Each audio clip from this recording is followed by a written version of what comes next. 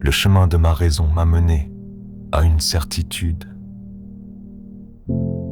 Puisque tout ce que je vois change, et que tout ce qui change a commencé. Alors ce monde, dans sa totalité, a commencé. Et ce commencement appelle une cause. Il ne peut être la cause de sa propre existence. Il n'était pas là pour se faire exister. Mais peut-on échapper à cette nécessité en imaginant une chaîne infinie de causes, un passé sans origine? Non. C'est une illusion de l'esprit. Car si chaque maillon ne fait que transmettre une force qu'il a reçue, il est vide de pouvoir par lui-même. Une chaîne de dépendants ne peut créer sa propre existence sans un premier anneau indépendant. La chaîne entière est suspendue au néant. Et moi dans tout cela, mon esprit ne peut satisfaire d'une fuite sans fin.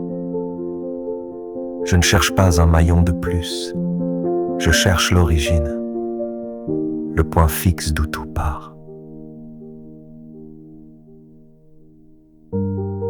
Et si l'on imagine un univers cyclique, un éternel retour de Big Bang et d'effondrement, même cette idée ne résout rien.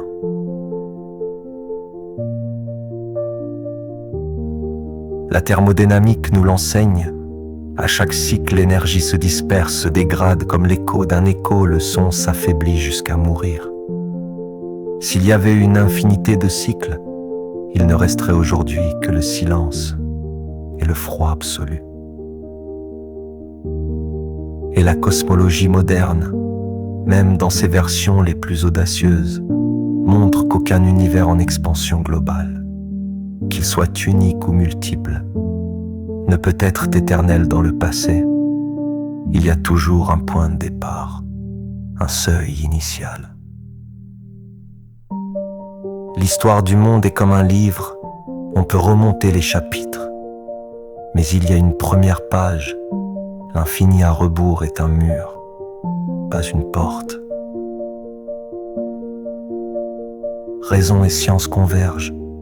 La logique exige une cause qui ne soit pas contingente comme tout ce que je vois, mais qui existe par sa propre nécessité, sans dépendre de rien, une cause qui ne commence pas.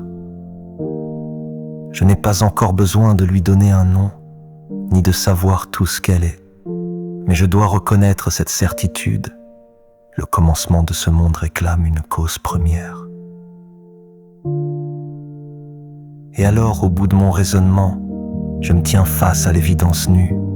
Il y a derrière ce monde changeant et dépendant une réalité stable, indépendante, non commencée, nécessaire. Et maintenant que je l'ai reconnue, non par foi, mais par pure raison, une question surgit du plus profond de moi-même. Qui est elle ?